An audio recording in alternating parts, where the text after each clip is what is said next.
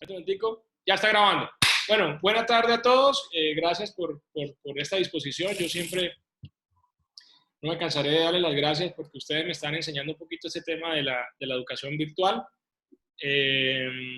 Y pues la idea de hoy es continuar con los seminarios de los grupos. Como ya les dije, la idea es que hoy vamos a hablar de algo de manejo quirúrgico del enfisema buloso y tenemos al toras azotado para el viernes. Ojalá podamos hacerlo a la 1 de la tarde. La idea es que se haga 1 de la tarde, hablemos de fractura external, pero avancemos un poquito de todos los nuevos conceptos del tórax azotado, que pues afortunadamente, como ya creo que les compartí a muchos, hace 15 días presentamos un trabajo, les fue muy bien, nos calificaron muy bien, nos felicitaron por lo que estamos haciendo aquí en Cúcuta, inclusive nos compartieron algunos protocolos que yo se los actualizaré el viernes. Bueno, quedamos así. Pregunto, antes de arrancar, ¿hay algún otro grupo que siga la rotación o ya acabaron todos los grupos de rotación por tórax?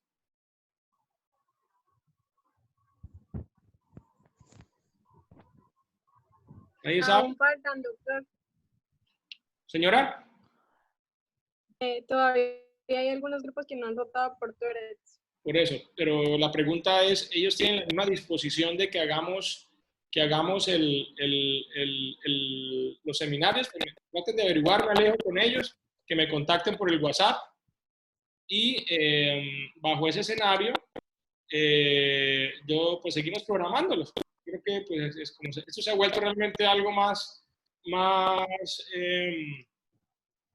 voluntario para todos, ¿no? Listo, entonces comencemos a hablar un poquito del tema del enfisema buloso. A ver, el grupo que está rotando. ¿Qué es la enfermedad bulosa? ¿Qué es el enfisema buloso? Pues doctor, pues antes de hablar así de enfisema buloso, pues hay que tener claro el qué significa enfisema. Entonces, pues según la American Thoracic Society, entonces se definió enfisema como pues una condición anormal como caracterizada pues por la normal y permanente dilatación de los espacios aéreos distal a un bronquio terminal. Entonces hay que tener en cuenta de que esto puede estar acompañado de destrucción de las paredes alveolares, pero pues sin una fibrosis evidente. Pues es lo que tenemos, lo que leí, pues. Sí. Entonces, hablando de enfermedad pulmonar bulosa o enfisema buloso, pues son los espacios aéreos conocidos como las bulas, que son No los se que le le dan. escucha muy bien. Si tiene micrófono, me gustaría, porque sé que todos estamos muy pendientes de lo que usted nos dice. Entonces escucha como que se va y viene. ¿Ustedes me escuchan bien a mí? Sí, Sí, sí, señor. señor. Bueno, entonces yo estoy bien, además con ese computador he trabajado, entonces yo sé que está como un buen audio. Pero Kevin que está hablando, porfa, trata de mejorar un poquito el audio. Y Sí, repíteme la idea. sí, me va a pegar más el micrófono. Listo. Entonces, hablando de enfermedad pulmonar bulosa o enfisema buloso, pues son los espacios aéreos conocidos como las bulas, pues lo que era la característica del cuadro. Entonces, ¿qué es la bula? La bula se define un espacio aéreo de 1 centímetro de diámetro o más en un pulmón insuflado como resultado de un proceso destructivo del parénquima pulmonar. Eh, ¿Escucha bien? Perfecto. Ok, listo.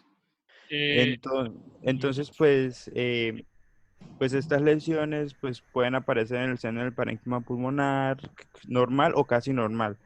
Eh, cuando la bula es cuando el tamaño de la bula es mayor a 1/3 de un hemitórax, pues se le conoce como bula gigante. Tercio de tórax, perfecto. Yo pienso que paremos ahí. El resto del grupo, eh, eh, podemos generalizar el enfisema buloso a las mismas causas. Uno habla de bula como un hallazgo semiológico, radiológico, o cuando uno habla de enfisema buloso, habla de una enfermedad. ¿Alguien me puede hacer esa aclaración? No sé si me entendieron la pregunta. Doctor, pues desde el punto de vista práctico se pueden distinguir dos entidades, que es la enfermedad pulmonar bulosa o el enfisema buloso, que es cuando las bulas van a dominar el cuadro, y está el enfisema difuso, que es cuando está el enfisema uniformemente distribuido, y pues acá ya Kevin nos dio la definición de bula. que anatomopatológicamente la vamos a ver como un espacio que va a estar rodeado de una pared y va a estar atravesada por bandas fibrosas que van a ser los remanentes de los septos interlobulares. Estas lesiones de las bulas nos pueden aparecer en un parénquima pulmonar normal o casi normal y también en un pulmón que pueda tener enfisema más o menos generalizado. Perfecto. Sí, yo pienso que eso es una situación que a mí me gustaría dejar clara. Cuando uno habla de bula, es como si hablara de dolor, ¿sí? Es un término en medicina muy inespecífico. Hay que entender que es un hallazgo pulmonar, ¿sí? Y que como hallazgo pulmonar, pues lo que generalmente nos ayuda a identificarlo es alguna imagen, que ya vamos a hablar de eso, ¿sí? Entonces ya uno vendría definiendo como una bula, una anormalidad pulmonar caracterizada por una estructura, y esa estructura puede tener muchas causas. ¿Ahí estamos o no estamos? Sí, señor. Sí, señor. Sí. Ahora, esa estructura, pues se los voy a decir porque parte de este seminario que me pareció súper interesante, ¿sí? Porque es que si yo voy a sentarme a hablar de enfisema buloso acá, pues por eso inclusive yo estaba esperando que Fabio viniera para que participara en la clase. Imagínense lo enriquecedora que hubiera sido la clase, pero no pudo. Pues uno hablando con un neumólogo del enfisema buloso, pues ahí se puede quedar 2 horas, porque la fisiopatología, las consideraciones, la terapia, todo el proceso celular, todo lo que ocurre para generar una enfermedad bulosa por enfisema buloso, pues tiene unas consideraciones. Pero lo que quiero decirles es que eso no es la única consideración de bula. A veces cuando el paciente llega a un servicio de urgencias con alguna sintomatología respiratoria, ustedes hacen unas imágenes diagnósticas y encuentran una sospecha de una lesión redondeada, intrapulmonar, llena de aire, pues lo primero que le viene a la mente es una bula, ¿sí? Y en ese contexto, pues uno pensaría, ¿está relacionada con un enfisema buloso, o sea, asociado a EPOC, tabaquismo, o es un paciente que tiene alguna consideración congénita, que la puede tener, o es un paciente que tuvo algún accidente, trauma, algunas lesiones postraumáticas, dejan neumatoceles que pueden parecer bulas, o infecciones que pueden formar bulas, y ahí es donde empieza uno semiológicamente a tener alguna discusión si eso realmente es una bula, un quiste, o si efectivamente puede ser una caverna. Están conectando con la idea que les estoy diciendo, ¿cierto? Que eso tiene unas diferencias, ¿cierto? Sí, señor. Sí. Exacto. Entonces, lo primero que quiero dejar claro es que hablar de bula pulmonar tiene un espectro muy amplio. Y era importante definirla, como Kevin la definió, y mirar cuáles son los grandes grupos. Usted hablaba ahora de unos grupos localizados o difusos, pero en general usted lo está relacionando con el enfisema buloso secundario al EPOC. ¿Cierto, Nesli? Sí, señor, sí, pero también pues dije que puede aparecer la bula en un parénquima pulmonar sano. ¿Y cuáles podrían ser las causas? Pues tenemos diferentes causas, principalmente el tabaquismo, pero también tenemos el déficit de alfa-1 antitripsina, pacientes con síndrome de Marfan, síndrome de Ehlers-Danlos, VIH. VIH, sarcoidosis, síndrome de Sjögren. O sea, súper complejo, exacto. No es solamente el enfisema buloso, ¿no? Yo, por ejemplo, tengo una experiencia muy bacana cuando me estaba formando como cirujano torácico, y es hay un capítulo, ojalá pueda Kevin y Toposeme, a ver si lo conseguimos, de una clasificación radiológica de las enfermedades quísticas pulmonares. Y ahí también entra la bula. Y en un momento la diferencia entre bula, caverna, neumatocele, blef, que al final pues todos son una serie de consideraciones semiológicas, radiológicas, para hacer alguna descripción. Pero entonces lo que yo quiero es que no se queden, la primera observación es que no se queden siempre diciendo que es una bula pulmonar. O sea, cuando uno piensa en bula pulmonar, de una vez tiene que contextualizar cuál puede ser la causa, ¿sí? Y Nesli ya lo dijo, es un parámetro que va desde una enfermedad asociada generalmente al tabaquismo, como también relacionada con una cantidad de patologías que no son muy frecuentes, pero también se deben considerar. ¿Hasta ahí estamos bien? Sí, señor. Listo. Entonces ya hablamos de la definición y las causas. ¿Algo más de causas? También asociadas al uso de la marihuana. Sí, lo que pasa es que recuerden que todos estos agentes externos de exposición generalmente inhalados, no solamente pues, en el caso del EPOC, que tiene que ver con tabaquismo, con exposición a humo de leña, pero todo lo que ustedes inhalan, inclusive gases, todo esto puede generar daño pulmonar, generar enfermedades intersticiales y como dijo Kevin, esas enfermedades intersticiales y alveolares van alterando la anatomía y la estructura pulmonar y pueden formar bulas. Yo lo único que entre más veo casos, menos sé de casos, porque cada vez un caso me sorprende. Lo que yo pienso que es por una cosa termina siendo por la otra. Pero esa sería la consideración. Muy bien. Etiologías. ¿Alguna clasificación que hayan ustedes estudiado de la enfermedad bulosa o de las bulas pulmonares en Eh, general? sí, doctor, pues tenemos una clasificación, pues que es la clasificación de la enfermedad bulosa según el estado del parénquima pulmonar. Ajá. Entonces, pues tenemos tipo uno y tipo 2. La tipo uno pues es que es la bula asociada con un parénquima, con un parénquima pulmonar normal o casi normal, pues se da más que todo en el 20% de los pacientes aproximadamente. La lesión suele estar limitada y asentada en el vértice del pulmón y pues las alteraciones funcionales van más que todo pues en relación con el tamaño de la bula y el mayor o menor grado de compresión del pulmón que rodea la bula. La tipo 2 pues es la bula que ya está asociada con un efisema difuso, ocurre más que todo en el 80% de los pacientes y pues se considera especialmente como una exageración local del efisema panacinal. Entonces las lesiones son múltiples y bilaterales y varían considerablemente en cuanto a localización y el tamaño de estas mismas. ¿Pero eso lo aplica usted a algún tipo de causa o a todas las causas?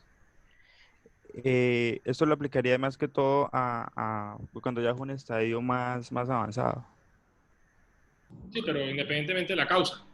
Sí, señor. Pues el tipo uno puede ser independientemente de la causa y la tipo 2 se asocia más que todo al EPOC, al El enfisema. POC, al tabaquismo, a la deficiencia de alfa-1 antitrypsina, Perfecto, perfecto. VIH. Hábleme un poquito de ese tema. Yo sé que es un tema que no soy el que lo domino, pero pues eso nos tiene que quedar claros. La enfermedad bulosa secundaria al tabaquismo y la enfermedad bulosa por deficiencia de alfa-1 antitrypsina. ¿Cuál sería la consideración así básica? Yo sé que es un tema que en medicina interna se quedan ahí hablando, pero sí tenemos que tener esa diferenciación. ¿Cuál es ahí el tip? Eh, Entre alfa-1 antitrypsina y por tabaquismo, Sí, sí, pues no es lo mismo, sí.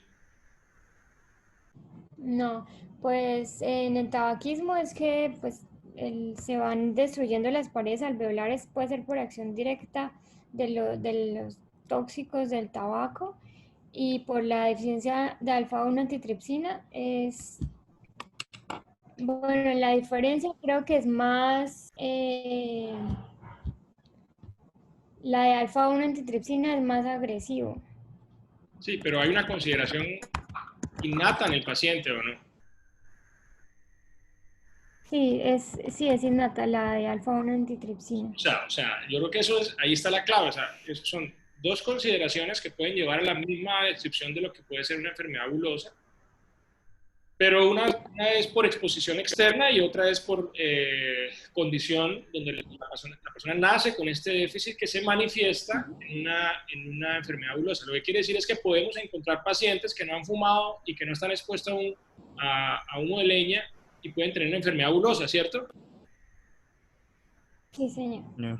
En estos pacientes, pues uno tiene que considerar la deficiencia congénita de la alfa-1 antitrypsina, ¿de acuerdo? Sí. Listo. Sí, Entonces, señor.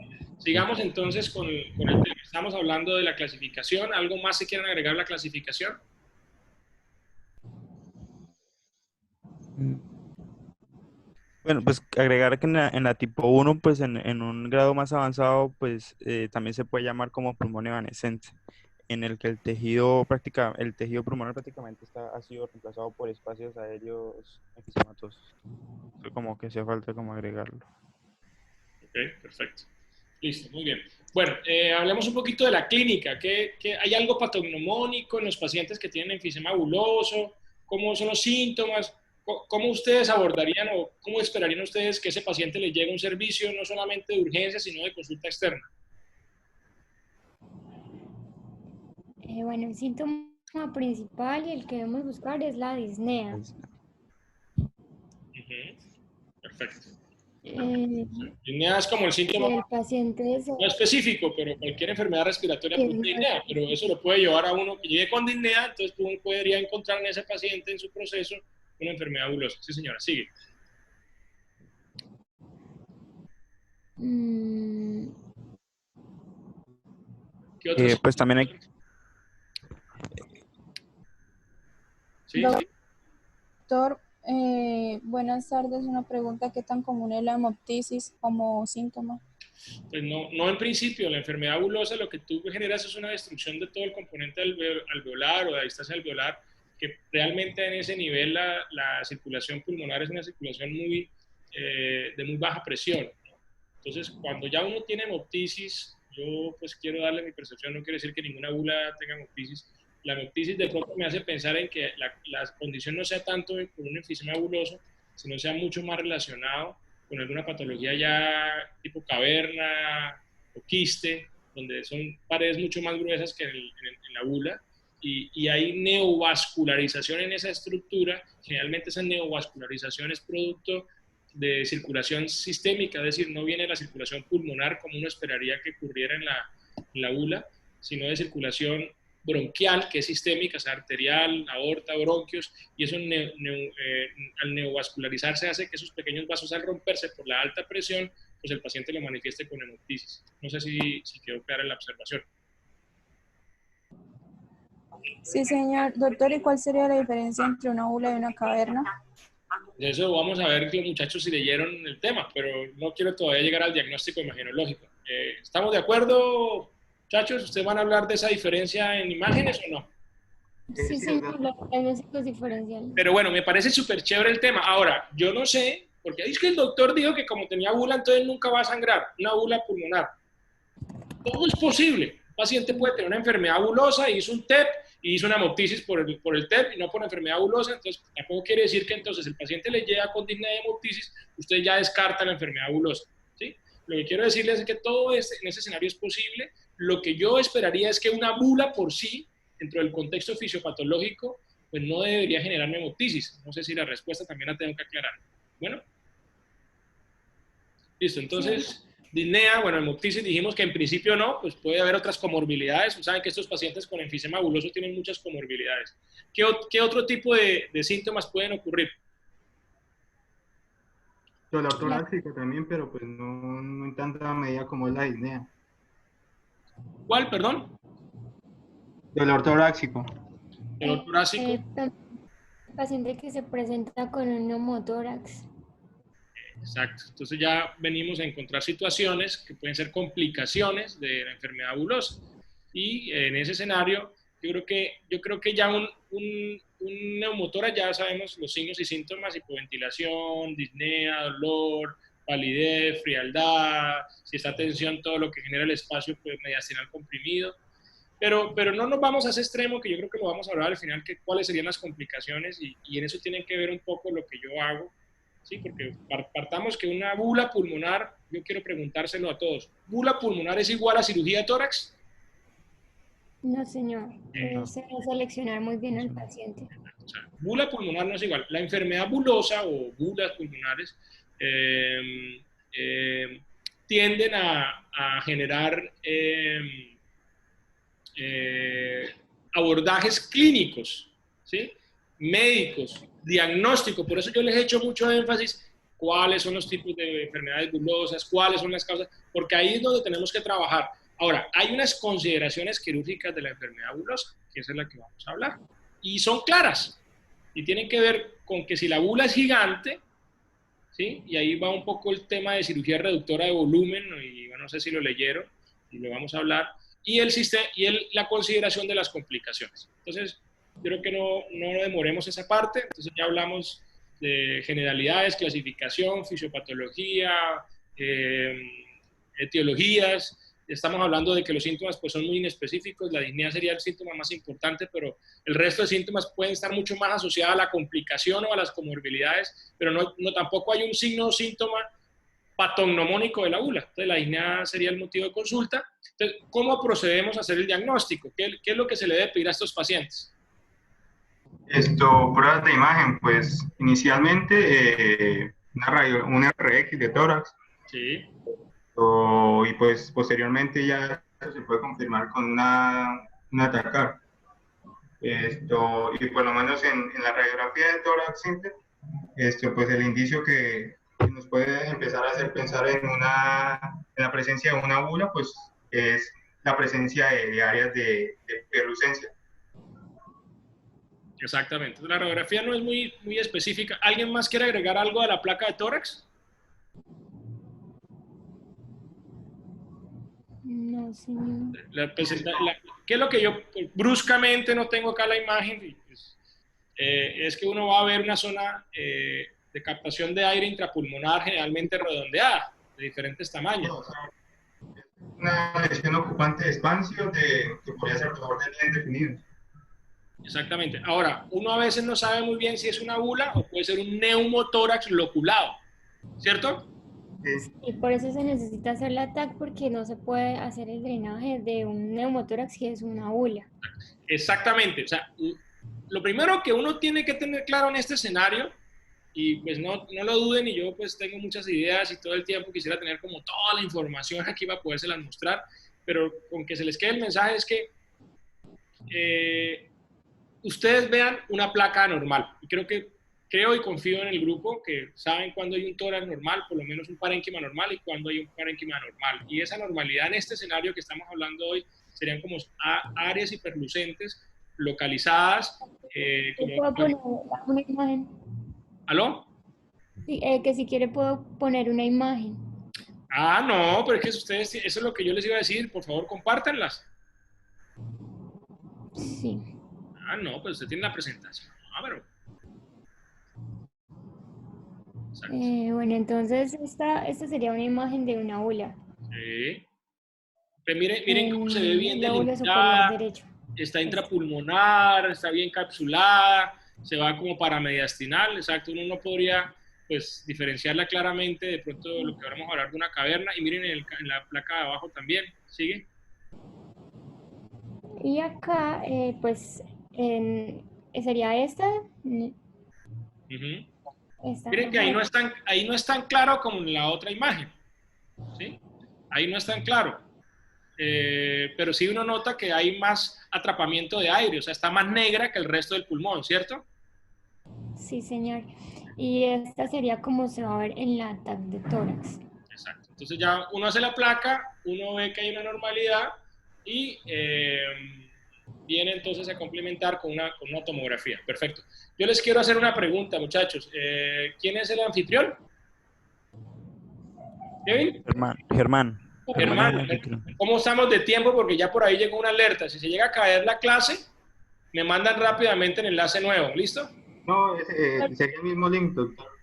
Tienen minutos ilimitados. Ese fue el mensaje que acabo de salir. Ah, bueno, no, pues tranquilos. Pues yo también estoy aprendiendo, ¿no? Recuerden que a mí se me caía y me tocaba volver a invitarlos. Y sí, cuando se hace la primera reunión, dan minutos ilimitados. La primera reunión, ok.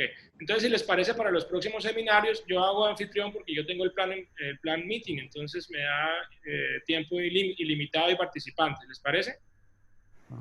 Perfecto. Sí, no, yo lo iba a hacer hoy, pero Kevin me ganó de mano y pues nada. Igual, por favor, para los siguientes seminarios, los que tengan preparado imágenes y todo, no tengo problema, ¿no?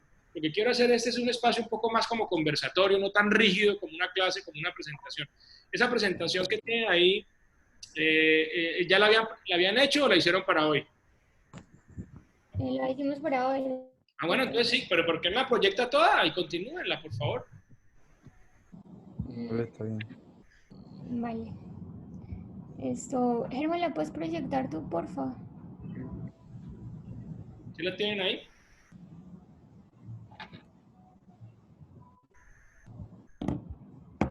Sí, yo no teníamos nada preparado. ¿He estado acorde al guión de su presentación o no, con lo que hemos hablado? Sí, Sí, señor. O sea, ya digamos como en las pruebas de imagen. Exacto. Si faltó algo anterior, me dicen y lo aclaramos. Bueno, me parece súper. Bueno, si pueden, si no, sigan pasándolas así. Bueno, entonces, listo. Continúen, por favor.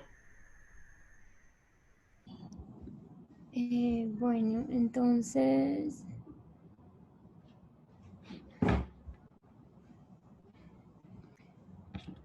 un momento. Bueno, entonces acá lo que decía el doctor, que la indicación de cirugía, o sea, hay que hacer una selección de pacientes muy específica.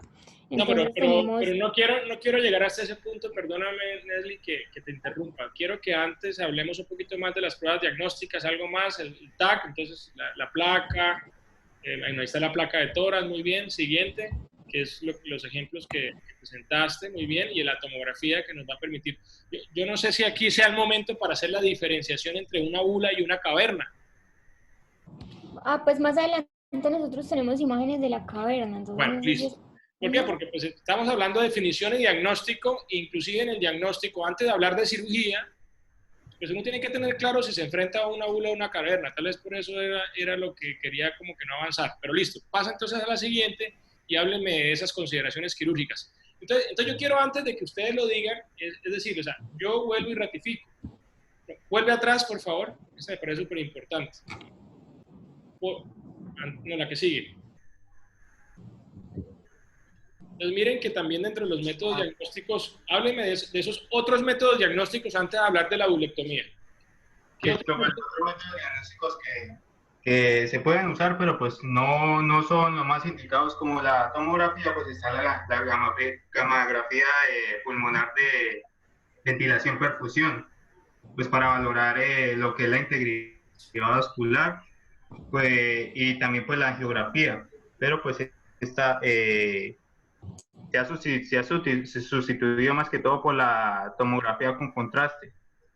Y pues otra cosa importante de valorar en estos pacientes es una exploración funcional pulmonar, porque estos pacientes pues presentan un deterioro progresivo de la capacidad pulmonar. Perfecto. Yo pienso que acá, yo vuelvo y digo, o sea, no debemos perder claridad en que un paciente con síntomas respiratorios, que le hacemos una placa de tórax, la placa de tórax nos orienta ante una bula, una enfermedad bulosa, pues hacemos una tomografía, ese es el conducto normal en general. Pero muchas veces estos estudios, como yo les digo, no son competitivos, son complementarios.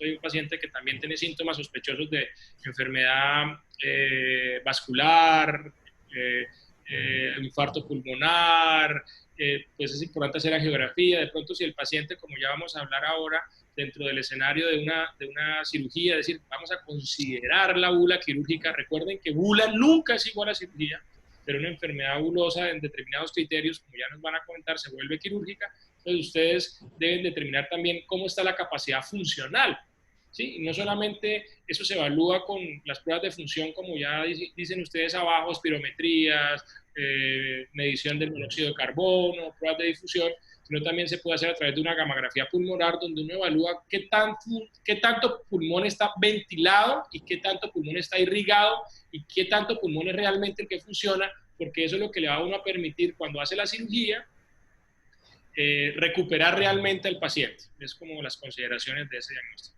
Listo, continúen, por favor.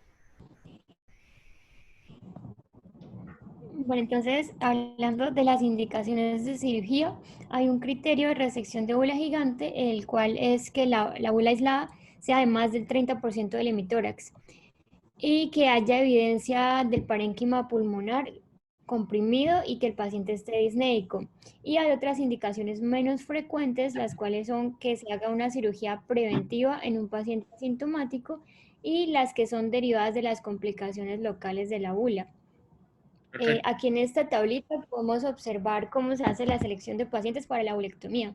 Entonces, primero que todo se debe verificar la anatomía de la bula. Si es grande, más del 50% o el 30%, como lo dije, del hemitórax, está indicada la cirugía. Si es pequeña, si es múltiple, bilateral y si es sin crecimiento, está menos indicada.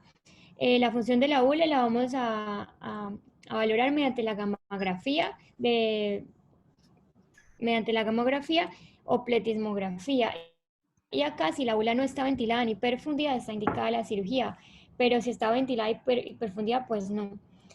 También si hay un índice de compresión del parénquima pulmonar alto o si este es bajo. El estado del pulmón comprimido, que el estado del pulmón comprimido tenga un buen llenado capilar, está indicada la cirugía. Si este no lo tiene, no está indicada. También en los pacientes que tienen un EPOC severo, la cirugía no está indicada. Y como ya lo dije, hay otras indicaciones, como lo son la hemorragia. El doctor estaba diciendo, esta no es muy frecuente, pero es posible que haya hemorragia que haya hemorragia dentro de la bula. Pero este síntoma nos obliga a descartar otras entidades que es más frecuente que las produzcan, como lo son el CA de pulmón, las bronquiectasias o una capilar. También el neumotórax, hablar de que las bulas son la causa más frecuente de neumotórax espontáneo secundario. Y como ya lo dije, es muy importante diferenciarlos para no hacer una inadecuada inserción de un drenaje en una bula. El CA de pulmón, entonces también es muy importante que los pacientes que tienen enfermedad bulosa, casi todos son o han sido fumadores, por lo que es muy importante sospechar de esta asociación. También muchos autores demuestran que el riesgo de presentar CA de pulmón en personas con enfisema buloso es más alto que en fumadores que no tienen el enfisema buloso.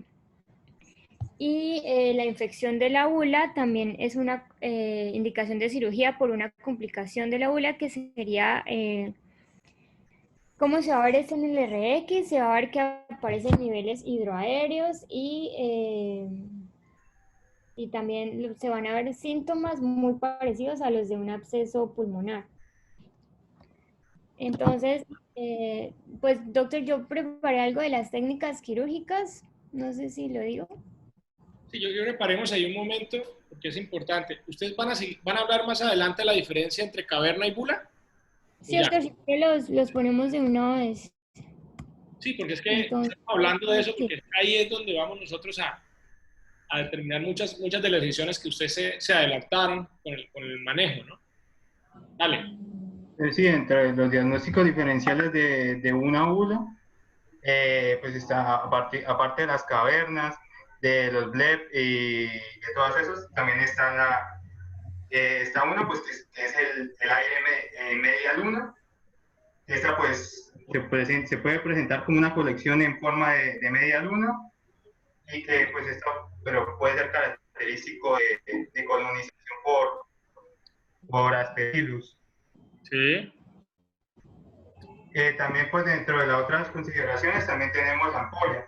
Que la ampolla, pues, va a ser un espacio pequeño de aire, en el cual, pues, su diámetro va a ser inferior a 1 centímetro de diámetro. Y, pues, estas, pues, por lo general, pues, no requieren tanto manejo como una bula. También tenemos las bronquiectasias. Estas, pues, se presentan como una dilatación bronquial localizada o difusa, consecuente, pues, Perfecto. con un proceso de obstrucción de vía aérea. Y estas, pues, pueden ser cilíndricas, varicolas o quísticas, y pues se pueden acompañar de un engrosamiento de la pared bronquial. También, pues, hablando anteriormente, tenemos la cavidad, que la cavidad, pues, también se pasa a la siguiente imagen. Esto se presenta como un área de radiolucencia, pero en este caso, pues, esto se puede dar sobre un proceso de consolidación pulmonar o una masa o un nódulo, pues, presentándose como una cavidad que la cual puede presentar un nivel hidroaéreo, y que, pues, que es importante reseñar que esta cavidad, pues, no es sinónimo de absceso, pues, cuando se entre en consideración. También dentro de las otras entidades a diferenciar está el quiste. El quiste, pues, también se presenta como una área de radiolucencia, y, pues, esta, pues, va a estar circunscrito por una pared epitelial fibrosa, que va a ser, pues, en un promedio más o menos de 2 milímetros y que puede ocurrir con o sin enfermedad enfisematosa asociada. Y también tenemos el neumatocele, que pues, va a ser, la siguiente, este va a ser pues un espacio lleno de gas, de paredes finas, pues que las lesiones son normalmente transitorias y esto pues puede ser consecuente a un proceso como una neumonía, un traumatismo o aspiración de hidrocarburos. Y pues en las lesiones aparecen como una lesión redondeada de paredes finas. Y por último, pues la otra consideración a diferencia de una bula es la pseudocavidad. Esta pues se trata también de una zona oval o redondeada y esto suele medir menos de un centímetro de diámetro. Y pues se suele describir en pacientes que tengan procesos carcinoides o procesos neumónicos. Muy bien, muy bien. Yo pienso que exacto, o sea, el escenario, como creo que ya les había contado antes de revisar la presentación que ustedes ya tenían, era que en ese contexto de las posibles causas, del posible patogenia, es el diagnóstico y todos los diagnósticos diferenciales que ustedes me cuentan muy juiciosos sobre las alternativas, como cosas grandes, por ejemplo, un quiste pulmonar, un dermatocele, una bula, pues son lesiones de paredes muy delgadas. El concepto va mucho a la diferencia con una caverna. La caverna generalmente tiene paredes muy gruesas y esa caverna tiende a tener paredes donde casi su espesor puede ser alrededor de 10 milímetros, ¿sí? Entonces ya uno pues va a ver, como se ve en esa diapositiva, una lesión quística o llena de aire, pero creo que claramente la pared es muy gruesa comparado con el resto de imágenes que hemos visto. Entonces, cuando hay una caverna, pues ya piensa que está uno ante un proceso infeccioso, tuberculosis, cáncer o alguna infección importante que más que una bula sea un proceso activo que está generando el daño del parénquima. Entonces, no sé si la persona que me hizo la pregunta entre la diferencia de bula y caverna le haya quedado claro. Sí, señor doctor, muchas gracias. Sí, sí. Ahora, vuelvo y digo, todo esto es tan bonito cuando uno está aquí revisándolo, ¿cierto? Y uno busca los temas y ustedes buscan las fotos para diferenciar. Pero cuando uno tiene un paciente de nuevo, por primera vez que le llega a uno y uno ve, pues, el ejercicio lo va haciendo dentro de un contexto de signos, síntomas y condición del paciente, ¿sí? Un enfisema buloso en general, uno esperaría que el paciente, pues, esté con una condición funcional crónica, y usted va a evaluar que estos sean bulas y que sean bulas secundarias, seguramente exposición a tabaco, exposición a humo de leña, o sea, una condición congénita por una antitripsina. Pero si usted lleva a un paciente porque está con hemoptisis, que está con fiebre, que está perdiendo peso, pues ya usted también tiene que mirar, uy, ¿será que hay una enfermedad activa infecciosa, hay una tuberculosis o hay un cáncer? Entonces, todo eso se tiene que correlacionar, ¿no? Porque al final uno termina en una clase de estas haciendo como mucho énfasis en la imagen y se le olvida que uno no trata imágenes, uno trata pacientes. ¿Sí o no? Sí, señor. Bueno. Sí, señor. Continuemos. Entonces, ya entramos a lo que nos decía el grupo y era, ¿cuándo operamos una bula? ¿Sí? Entonces, ya sabemos que la idea no es hacer manejo quirúrgico de la enfermedad bulosa como tal. Entonces, la enfermedad bulosa se trata, como muy bien ustedes describieron, cuando hay unos criterios, tanto que el paciente funcionalmente, pues uno considere que tiene la condición, porque uno no puede andar resecando pulmón en un paciente que tenga una condición funcional limítrofe o mala, porque cualquier procedimiento quirúrgico no lo va a tolerar, ¿sí? Cuando uno verifique que esa lesión, estoy dando términos generales, no, ni siquiera lo que está ahí, pero creo que se acomoda a lo que está allí, y es lo que yo aplico. El paciente tiene que tener una condición para poderse operar funcional, a pesar de que lo que uno quiere con esa enfermedad bulosa es quitar esa bula gigante o ese tejido dañado, para que al resecarlo, el tejido que está comprimido y no está dañado pueda expandir y pueda mejorar la función respiratoria del paciente. ¿Estamos de acuerdo? Esa sería una consideración. Y esto aplica en dos conceptos. Uno, bula pulmonar gigante, y dos, el concepto de cirugía reductora de volumen. No sé si ustedes oyeron hablar algo de cirugía. ¿Leyeron algo de cirugía reductora de volumen?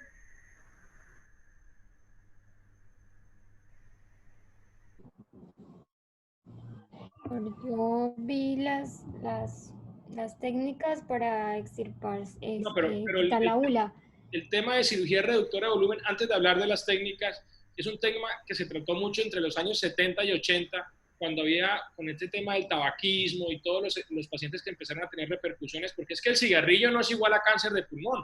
Acuérdense que el que fuma el 30% hace cáncer, pero hay una gran cantidad de enfermedades graves y dentro de eso está el EPOC y está la enfermedad coronaria y la enfermedad esteroterótica que genera el cigarrillo. Entonces, empezaron a dañarse el pulmón, el paciente afectaba su calidad de vida y empezó a considerarse eso que estamos hablando. Toda esa enfermedad bulosa, si yo la quito, que no funciona, que está vascular, o sea, no tiene irrigación, no tiene función, pues si yo la quito voy a permitir que el pulmón o el parénquima que está comprimido expanda y mejore su condición funcional. Entonces, ese concepto se llamaba cirugía reductora de volumen. Y para hacer eso, pues el paciente se escogía muy juiciosamente dentro de su condición médica. Había que estar seguro de que esa enfermedad bulosa estuviera localizada. Y uno hacía cirugías bilaterales, por esternotomía, por toracotomía, inclusive por toracoscopia, para resecar ese parénquima. ¿Y qué pasaba? El paciente mejoraba su calidad de vida, pero no mejoraba su enfermedad. La enfermedad volvía a seguir progresando por el daño que ya saben ustedes que genera en el caso del tabaquismo. Esa cirugía reductora de volumen existe como concepto. Yo sé que ustedes van a hablar de técnica, pero existe. Segundo, la bula gigante. ¿Por qué se opera la bula gigante? Porque si usted quita la bula gigante, al quitarla, el parénquima que está comprimido expande y uno asume que eso va a mejorar la condición funcional del paciente. Y tercero, están las condiciones de complicaciones, que se infectó, que se rompió, entonces ya creo que eso no tiene duda. ¿Hasta ahí estamos claros? Sí, señor. Listo. Bueno, hablemos un poquito de las técnicas. Ahora sí, cuéntenme. Bueno, entonces la técnica quirúrgica, el objetivo de la cirugía lo que busca es eliminar el volumen ocupado por la ula y se hace de dos maneras: resecando la pared de la ula, colapsándola mediante un drenaje. Entonces está la olectomía estándar por toracotomía, está la técnica por biotoracoscopia y el drenaje externo. Esta por toracotomía, entonces se va a hacer primero que todo, si la bula es de un pedículo estrecho, su extirpación no tiene demasiados problemas. Pero si ya es de una base de implantación más grande, se debe realizar otra técnica, que es la técnica de incisión-plicación, que se abre la bula longitudinalmente y luego se plica. También hay que tener en cuenta los resultados de la cirugía. Se deben evaluar tanto a corto plazo como a largo plazo porque son diferentes. La mayoría de estos, por lo menos en esta técnica estándar por toracotomía, la mayoría de los pacientes a corto plazo tiene mejoría, pero en alrededor del 80% de los casos conservan esa mejoría a los 5 años. También tenemos pues lo mismo, pero por la videotoracoscopia, que pues ya sabemos sus ventajas, y la bula va a ser extirpada con endograpadoras. Los resultados son muy parecidos a la de toracotomía. Y por último tenemos la técnica de drenaje externo, que acá se va a hacer una toracotomía pequeña de 7 a 8 centímetros. Se va a penetrar en la cavidad pleural, se va a localizar la bula. Esta se va a abrir y se va a insuflar un talco en el interior para que favorezca la esclerosis y la desaparición de la bula. Después se va a introducir una sonda y se va a dejar un drenaje pleural convencional, el cual se va a retirar posteriormente. Y bueno, esta técnica, este drenaje externo, presenta una mejoría clínica en el 90% de los pacientes que son tratados así. Y bueno, esto no lo entendí mucho. No, pues creo que volvemos al concepto que les hablaba.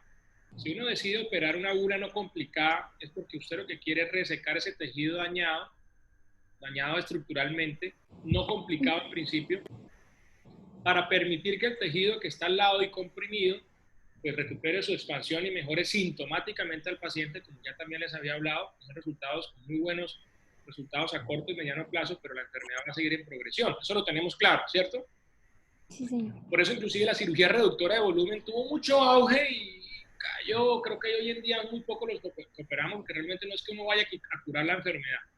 El paciente muy bien seleccionado lo llevamos. Entonces, exacto, resecar ese tejido, pues es, técnicamente, pues esto no es una clase técnica, pero es para que ustedes entiendan que resecamos todo el tejido buloso. ¿Qué consideraciones? ¿Abierta o toracoscópica? Tenemos que hacer la resección de mayor parte del tejido y tenemos que generar un buen sellamiento. Si ustedes se imaginan, ese pulmón de esos pacientes no es un pulmón muy sano, es un pulmón bastante enfermo, maleable, se desgarra fácil. Entonces, cualquier técnica abierta o abierta manual, porque uno hace la sutura manual o por video con endosuturas, pues uno tiene que garantizar que eso que cerró quede sellado bien y no haya fuga de aire, porque pues el miedo o el temor que tenemos en este tipo de cirugía es hacer cirugías que no mejoren al paciente y que más bien lo sometan a complicaciones como son fístulas y esas fístulas, si no se manejan bien, pues terminan en reoperaciones, y si no, en infecciones. ¿Sí me hago entender? Entonces, cualquiera de las dos técnicas tienen que resecar ese tejido y sellar muy bien. ¿Hasta ahí vamos bien o no? Sí, señor. Ahora, algunas técnicas históricas, porque esto de la cirugía de tórax, como les digo, ha cambiado mucho en los últimos 10, 15 años que yo estoy en práctica en Colombia y en el mundo. Antes se hablaba mucho de que esas resecciones se reforzaban. Entonces le sacaban al paciente platisma o fascias de los músculos de los miembros inferiores y utilizaban esas láminas para colocarlas sobre los bordes de sutura para hacer unos bordes de sutura más gruesos. ¿Sí me están entendiendo? Sí, señor. Como parches al momento de poner los puntos que se hacía manual. Hoy en día lo que ha sucedido es que las grapas han evolucionado en determinados tipos de grapas, unas más anchas o unas más angostas, para darle el mejor sellamiento a ese tipo de cirugías cuando se hacen por video, porque cuando uno lo hace por video en principio se tiene que manejar todo por grapa. Lo del drenaje externo, o sea, hacer una buloctomía para que se drene, pues eso realmente yo también lo describo, no tiene por qué entenderlo, porque si usted ha sido buen estudiante de este curso, de este semestre, pues uno no puede entender cómo abrir una bula a la piel cuando uno tiene que tratar de recuperar bien la expansión pulmonar, la fisiología pleural, la expansión, el movimiento del diafragma, la estabilidad del mediastino. Entonces, abrir una bula con una incisión para madurarla, para sellarla con líquido y volver a cerrar, pues realmente, aunque leemos mucho, realmente esa no es la técnica ideal ni es lo que queremos hacer ahora. Y creo que eso aplica a algo que hablábamos al principio del seminario. Cuando usted tenga una bula o sospeche una bula, ojo, nunca coloque tubos o coloque drenajes, porque esos tubos pueden romper la bula y convertir una bula gigante o una enfermedad bulosa en una fístula con sus complicaciones. ¿Queda claro? Sí, Sí, señor. Bueno, ¿alguna otra observación? ¿Algún otro comentario?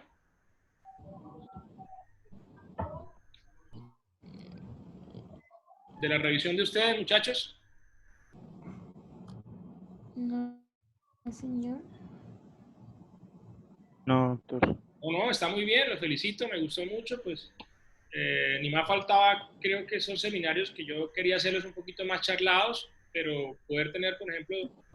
Una pregunta, ¿cuál es el tiempo de evolución de la bula? No, impredecible. No, o sea, Y la disnea también. es multifactorial, o sea, uno es muy multifactorial, es individual. Una bula que ocupe el 20% puede ser tan sintomática para un paciente por otras consideraciones médicas como un paciente que tenga el 80% de un espacio, una bula gigante y no sienta nada. Sí, yo no te lo puedo decir ahora. Sí, si buscamos, hacemos una revisión, pues van a haber experiencias. ¿Sí? Entonces, lo que yo siempre creo que más saber la evolución es que esto es una consecuencia de una enfermedad principalmente por exposición a tabaquismo. ¿Sí? Entonces, yo les devuelvo la pregunta, o sea, ustedes empiezan a fumar hoy, ¿cuándo esperan ustedes que empiece a dañarse el pulmón? ¿De una vez? ¿En un año? No, que se observe. De una vez. No, generalmente la evolución de la enfermedad bulosa es una enfermedad. Espera un momentico. Raudo, en clase, ¿te puedo marcar en 5 minutos? Sí, aquí estoy. Listo, chao. Qué pena que estamos, no, ya llamadas, uno no sabe si es que de pronto se complicó algún paciente. Ustedes me entienden y disculpen. Entonces, generalmente lo que uno espera es que los efectos crónicos del tabaquismo no son inmediatos. ¿Estamos de acuerdo? Sí, señor. Entonces, lo mismo pues quisiera que tuvieras ese parámetro para ver en qué momento un paciente que fuma desarrolla cáncer. Sabemos que eso no es inmediato.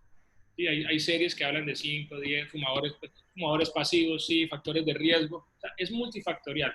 Pero yo no espero que un paciente que fume hoy me haga una bula. O sea, cuando a mí me llega un paciente clínicamente con una enfermedad bulosa, yo generalmente pienso que ya tiene un tiempo de evolución. O sea, es un paciente crónicamente enfermo. ¿Estamos de acuerdo o no? Sí, señor. Y si es un paciente joven que no ha fumado, lo primero que yo pienso es que el paciente lo que tiene es una enfermedad congénita, una deficiencia de la alfa-1 antitripsina, o es un paciente que tiene una malformación congénita que desde niño no se detectó y que apareció como una enfermedad bulosa en un paciente de 15 y 16 años. ¿Estamos de acuerdo? Sí, señor. Pero no se sientan regañados, ¿no? Doctor, ¿y ese que se presente una enfermedad bulosa por el síndrome Ehlers-Danlos es muy común? No, yo no he visto. Si yo vuelvo y leo el capítulo, pues me encuentro me encuentro con ese hallazgo dentro de las causas, pero no, yo no lo he visto. No lo he visto. Yo creo que esas son las famosas causas que ustedes deben tener y estudiar, o cuando uno ve el caso, que no lo estudia todos los días, lo manda a estudiar, pero deben ser las causas donde ustedes deben dejarla como diagnóstico diferencial después de descarte. No sé si me hago entender. Si el paciente llega, ya ha fumado 20 años y usted dice, no, es que esto es por un síndrome, cuando el tipo ha fumado, pero lo primero que tienen que pensar ustedes en lógica es que es un enfisema buloso por tabaquismo y no por un síndrome rarísimo, ¿sí? Entonces, ya cuando usted encuentra un paciente que no ha fumado, joven, entonces ya usted empieza a girar congénito, adquirido, síndromes asociados. Y ese es el ejercicio mental que yo quisiera que tuvieran para su práctica diaria dentro del proceso científico. Bueno. Sí, señor. Bueno, Gracias. yo creo que ya estamos cerrando. Voy a presentarles ¿me dejan compartir mi pantalla? ¿Quién está ahí a cargo? Yo, ya, listo. A ver. ¿Ya me están viendo la pantalla? Sí. Sí, señor. Entonces les tengo, pues creo que esta fue la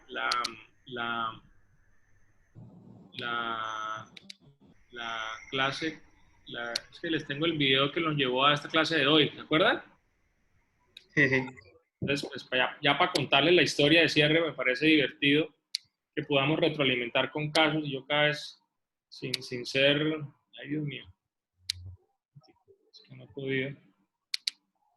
Pero lo voy abriendo aquí un momento. ¿Me tienen paciencia, por favor? ¿Me están viendo la pantalla o no? Sí, sí, doctor. Listo, aquí lo tengo. Perfecto.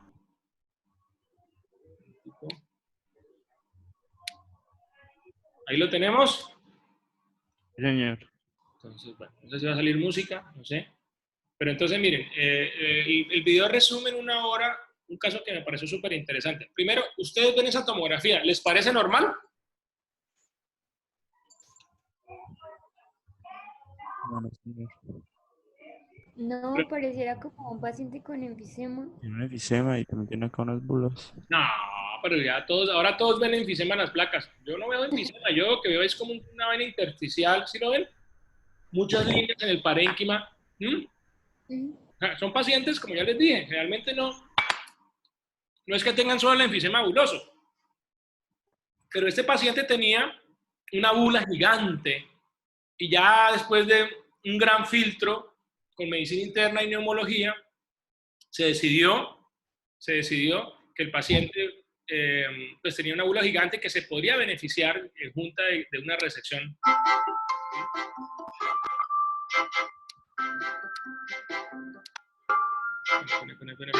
Epa, necesito bajarle aquí el sonido del video. Listo. ¿Me están oyendo otra vez? Sí. Sí, señor. Sí. Bueno, retrocedo. Es que eso es para ambientarle el video a todos, pero bueno. Entonces, creo que aquí se ve claramente la lesión. Y miren cómo empieza a aparecer la lesión acá paracardíaca derecha. ¿Sí ven? Una pared delgada. Y miren lo que hablaba Kevin, que tienen como unas trabéculas o loculaciones dentro de ellas, ¿cierto?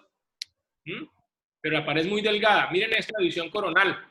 Casi que ocupa más del 30% de la superficie. Entonces, entramos a hacer la resección. Entonces, como se ve, es una bolsa. No es fácil hacer esas resecciones por video porque realmente la lesión, como es tan grande, el pulmón no colapsa.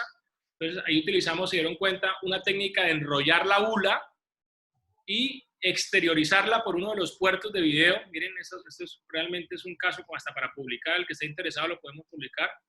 Y después de eso, miren externamente cómo planeamos la base, que es lo que ustedes decían, dependiendo de la base, que abierta, que por video. Lo importante es sellarlo bien. Miren, estamos trabajando con 2 puertos.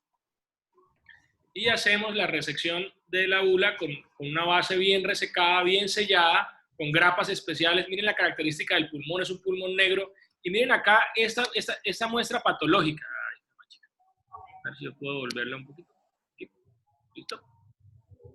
Ahí miren cómo logramos resecar la bula gigante, ya desinflada, con la base y con tejido parenquimatoso ya no buloso. ¿Queda claro? Sí, Sí. señor. Entonces, pues esa es la idea. No sé si les parece que el caso es súper chévere. Eso lo hicimos en el hospital. Para muchos de nosotros, pues para mí es un orgullo presentar todos estos casos. Y de verdad que este caso lo tengo en deuda para presentarlo en algún tipo de congreso, como revisión de casos, presentación de casos, por la técnica y lo que utilizamos para la resección, que realmente fue una técnica muy propia de nuestra, utilizando el enrollado de la bula, utilizando la exteriorización de la misma para que nos diera espacio y sobre todo los resultados muy interesantes. Yo sí la voy a volver a mostrar para que la vean.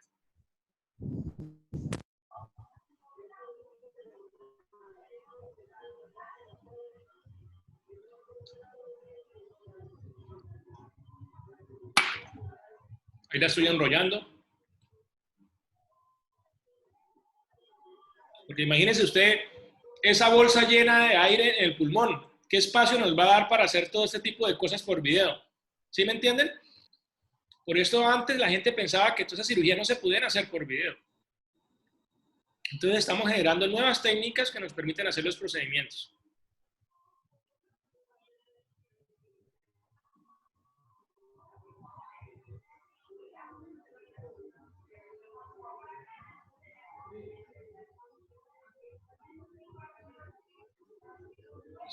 Bueno, ¿tienen alguna pregunta para finalizar el seminario?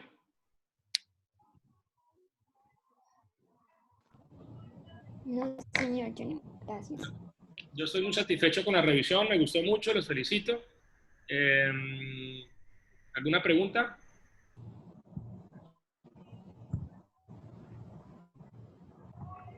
¿No?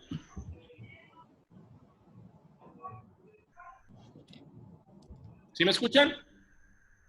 Sí, Sí, señor. doctor. Bueno, listo. Entonces terminamos. Nos vemos pues con el próximo grupo, si Dios quiere, el viernes en la revisión de tórax azotado y fractura external.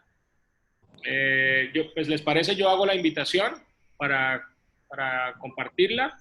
E igual si tienen presentación, por favor los compañeros me avisan. Entonces, si es necesario, ustedes lideran la invitación, como hicimos hoy, que me pareció súper bien.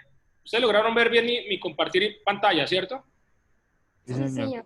Entonces, si el grupo que va a presentar tiene alguna presentación, entonces para que tengan un poquito más de libertad en el manejo y yo entro y les comparto pantalla después con lo mío.